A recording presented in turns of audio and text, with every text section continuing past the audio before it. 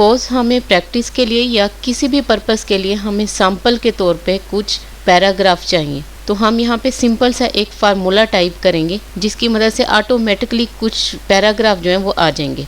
हम यहाँ पे क्या टाइप करेंगे, इक्वल RAND ब्रैकेट स्टार्ट और ब्रैकेट क्लोज। तो देखिए हमने सिंपल सा यहाँ पे एक फार्मूला टाइप किया है।